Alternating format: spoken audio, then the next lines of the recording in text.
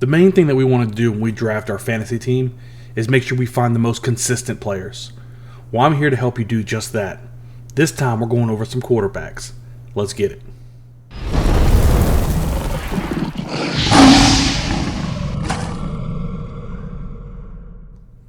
Welcome into another video. This time we're going over the consistency rankings at the quarterback position. It's super important to find out which quarterbacks finish as a QB1 in that top 12 and which ones don't. What percentage do they finish in the top 12? What percentage do they not finish? These are things that you have to look at in the draft, making sure you're drafting the best players possible. I've broken this down into 3 tiers. Tier number 1 is the people who have finished 70% or higher in the QB1 rating. Tier 2, people who have finished 60% or higher in the QB1 ratings. And then Tier 3 would be anyone 50% or higher. Starting in the first tier, ranked number 1 in 2021 was Jalen Hurts. Hurts played in 15 games last season and finished in the top 12 73% of the time, which was the best in the NFL. He finished top 6 47% of the time. He finished between 7 and 12 26% of the time. And he finished outside of the top 12 27% of the time. With Hurts being a mobile quarterback, finishing a week as a top 12 quarterback is fairly easy. He doesn't have to throw for 300 yards in order to achieve fantasy gold. Now, with the addition of A.J. Brown, look for Hurts to be even more potent. Hurts should easily be a top 5 quarterback next season, and it shouldn't even be close. Now, number 2 last season was Justin Herbert. Herbert played in 17 games last season and finished in the top 12 71% of the time. He finished top 6 53% of the time, and between 7 and 12 18% of the time, and finished outside of the top 12 29% of the time. You can't go wrong with either Hurts or Herbert as your quarterback. Herbert doesn't have the rushing upside that Hurts has, but Herbert is lethal in the air. The touchdowns that Herbert throws keeps him as a top option every week for your lineups. He has plenty of weapons on this offense to throw to and plays in the division where games should all be shootouts. Look for Herbert to be a top quarterback in 2022. Now let's move on to Tier 2, and we're going to talk about the number 3 quarterback for 2021 in Tom Brady. Brady played in 17 games last season and finished in the top 12 65% of the time. He finished top 6 59% of the time, but 7 and 12 he finished 6% of the time. That means he finished outside of the top 12 35% of the time. Brady is the definition of a boom or bust type of quarterback. He's either going to be giving you a top 6 performance, or he isn't even in the top 12. Even with that problem, having a 65% chance that you're going to hit is really good.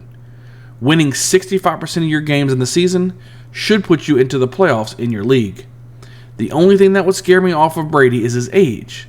He has to fall off 1 year, right? Right? Anyway, next we're going to have the number 4 quarterback in 2021 in Josh Allen. Allen played in 17 games last season and finished in the top 12 65% of the time. He finished top 6 53% of the time, between 7 and 12 12% of the time, and finished outside of the top 12 35% of the time. Josh Allen is a safe quarterback just due to the amount of rushing yards this guy accumulates. He plays in a weak division and has a stout defense, which makes Allen sometimes not have his ceiling games passing-wise, but his legs keep him landing you in the quarterback 1 65% of the time. It's a pick-your-poison kind of decision between Brady and Allen. They both hit 65% of the time. Brady has more top 6 games, but Allen hits more 7 to 12 games at double the percent of Brady. At the end of the day, we're nitpicking at numbers, and both of these quarterbacks are great to have on your roster. Now moving on to the number 5 quarterback from 2021, we have Patrick Mahomes. Mahomes is usually one of the first 2 quarterbacks off the board in your draft for the last several seasons, and I wouldn't blame anyone for really doing so. Mahomes played in 17 games last season and finished in the top 12 64% of the time. He finished top 6 35% of the time, between 7 and 12 29% of the time, and he finished outside of the top 12 36% of the time. This season will be a true test on Mahomes' fantasy production without that blazing Tyreek Hill on his side. You may see more of a dink and dunk type of offense from Mahomes without a true home run hitter like Hill in the lineup. We're going to have to wait and see how that affects his fantasy production. Now we're at the number 6 quarterback from last season. Let's talk about Aaron Rodgers. Rodgers played in 16 games last season and finished in the top 12 62% of the time. He finished top 6 37% of the time, between 7 and 12 25% of the time, and he finished outside of the top 12 38% of the time. Like Mahomes, Rodgers lost his number 1 target. Devontae Adams is now with the Raiders, and Aaron Rodgers is throwing to some not-so-high names and a few rookies. We have seen Rodgers be successful before with little to no receivers to throw to, but now that he's older, it's a wait-and-see type of approach to see if he can consistently finish as a top quarterback as he did in 2021. On to the number 7 quarterback from last season and last player in this tier in Dak Prescott. Prescott played in 16 games last season and finished in the top 12 62% of the time. He finished top 6 37% of the time, and between 7 and 12 25% of the time, and finished outside of the top 12 38% of the time. Just as we were talking about with Mahomes and Rodgers, Prescott also lost his number 1 wide receiver in Amari Cooper. What makes Prescott different is that he has a true number 1 wide receiver in the reins with CeeDee Lamb. I don't see Prescott taking much of a back seat here. He still has some firepower in this offense, and I see Dak throwing for 400 yards still in multiple games this season. That's definitely in the realm of his possibilities. Dak Prescott is a very consistent quarterback, and I believe he could strive to be in Tier 1 this season. Now it's time to move on to Tier 3 and begin with the number 8 quarterback from last season in Matthew Stafford. Stafford played in 17 games last season and finished in the top 12 59% of the time. He finished top 6 35% of the time, and between 7 and 12 24% of the time, and then lastly finished outside of the top 12 41% of the time. Stafford plays on the best team in football.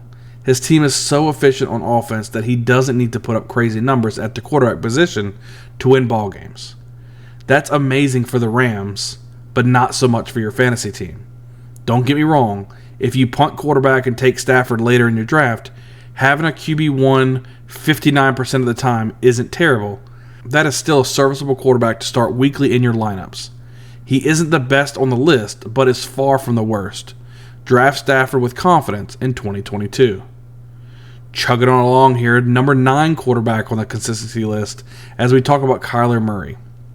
Murray played in only 14 games last season and finished in the top 12 57% of the time. He finished top 6 43% of the time, between 7 and 12 14% of the time, and finished outside of the top 12 43% of the time.